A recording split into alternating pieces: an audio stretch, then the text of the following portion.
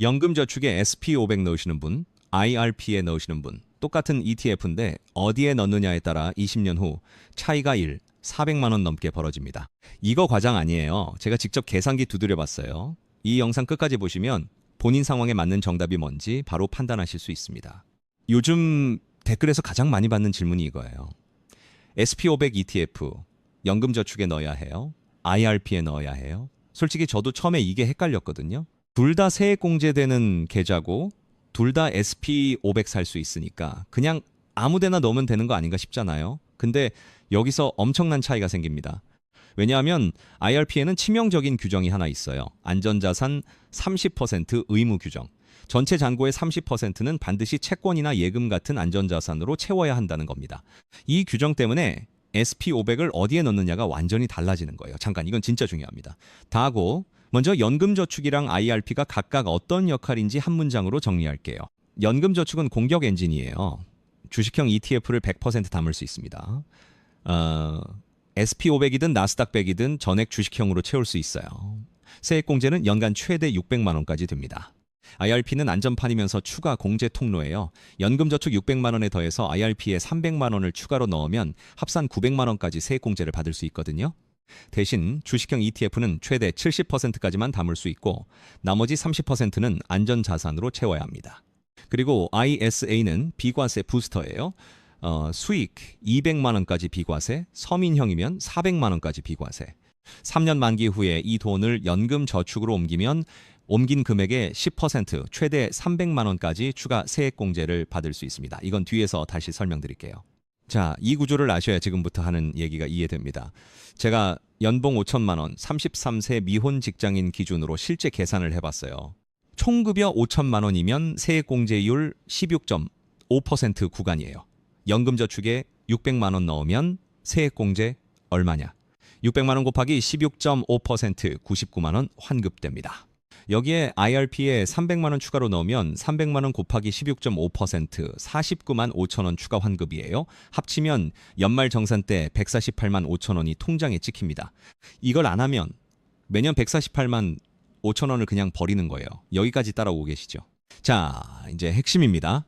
SP500 ETF를 어디에 넣어야 하는지 정답부터 말씀드릴게요. SP500은 연금 저축에 넣으세요.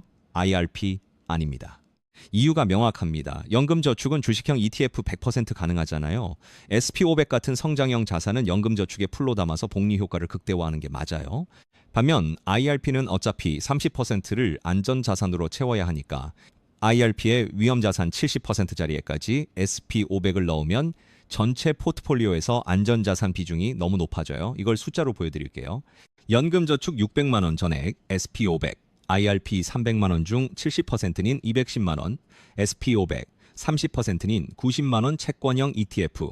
이렇게 하면 전체 900만 원 중 SP500 비중이 810만 원 90%예요. 반대로 IRP에 SP500을 몰빵하면 어떻게 되냐? IRP 300만 원 중 70%인 210만 원만 SP500이 되고 연금저축에 600만 원 전액 SP500 넣어도 결국 비중은 똑같아요. 계좌를 바꿔 넣어도 총 비중은 안 달라지는 거 아니냐고요? 근데 여기서 대부분이 실수하는 게 하나 있어요. IRP에 SP500을 넣으면 나머지 30% 안전자산에 뭘 넣을지를 고민해야 해요.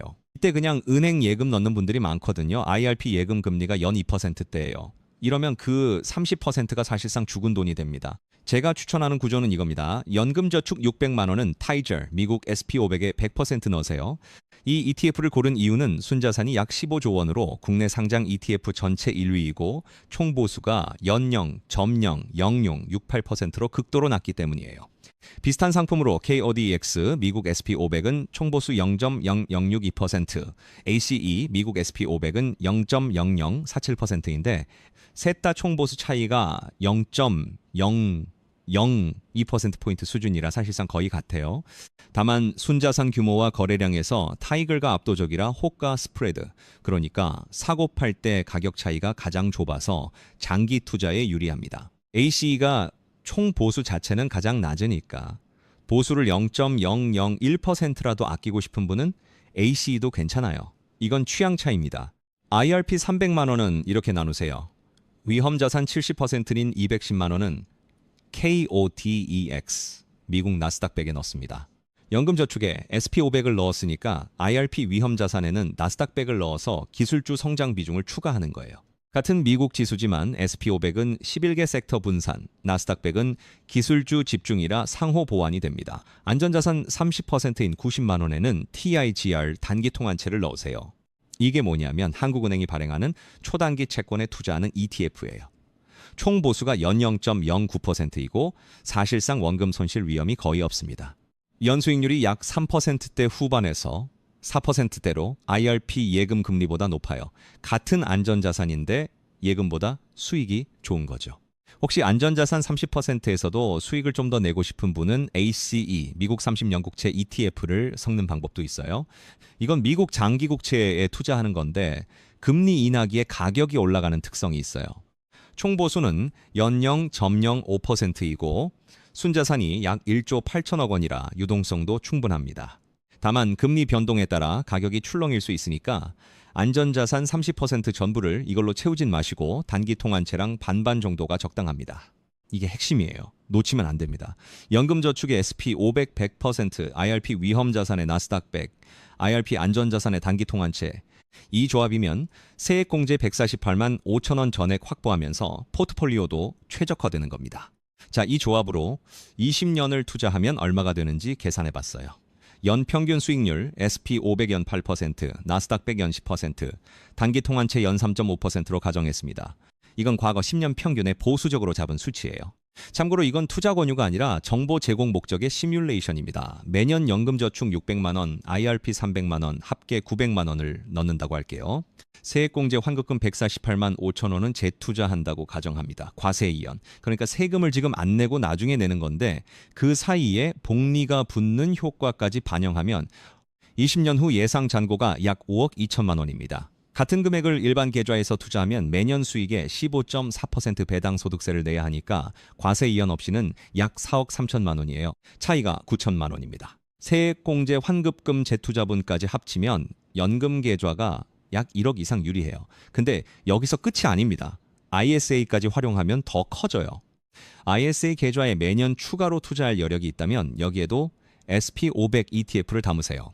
3년 의무 가입 기간이 지나면 수익 중 200만 원까지 비과세, 초과분은 9.9% 분리과세예요. 그리고 만기 자금을 연금저축으로 옮기면 옮긴 금액의 10%, 최대 300만 원까지 추가 세액공제를 받습니다. 300만 원에 16.5%면 49만 5천 원 추가 환급이에요. 정리하면 연금저축 세액공제 99만 원, IRP 세액공제 49만 5천 원, ISA 연금 이전 추가공제 49만 5천 원 합치면 최대 198만 원까지 돌려받을 수 있는 거예요. 이 구조를 모르면 매년 50만 원 가까이를 그냥 놓치는 겁니다. 자, 이제 오늘 당장 하실 수 있는 3단계 알려드릴게요. 1단계, 연금저축 계좌가 없으면은 증권사 앱에서 개설하세요. 이미 있으면 IRP 계좌를 추가로 개설합니다. 미래에셋, 삼성증권, 한국투자증권 어디든 상관없어요. 중요한 건 증권사 IRP여야 ETF 매수가 가능하다는 거예요.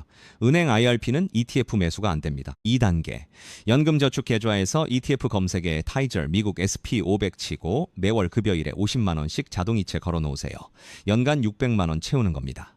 IRP에는 매월 25만 원씩 연간 300만 원 넣으면서 KODX, 미국 나스닥 100 70%, 타이거 단기 통한채 30% 비율로 매수합니다. 3단계, 1년에 한 번 12월에 비율 점검하세요. SP500이 많이 올라서 비중이 커졌으면 일부를 채권 쪽으로 리밸런싱하고 반대면 그대로 두면 됩니다. 그리고 연말 12월 31일 전까지 납입 금액이 세액공제 한도를 채웠는지 꼭 확인하세요. 12월에 한꺼번에 넣어도 공제는 되지만 분할 매수가 수익률엔 더 유리합니다. 정리할게요. 연금저축은 SP500 ETF로 공격적 성장, IRP는 나스닥 100 플러스 단기 통한채로 추가 공제 확보하면서 안전자산 규정 충족, ISA는 비과세 혜택 받고 만기 후 연금으로 이전해서 추가 공제까지. 이 세 개만 세팅하면 연간 최대 198만 원 환급에 과세 이연 복리까지 누리는 구조가 완성됩니다.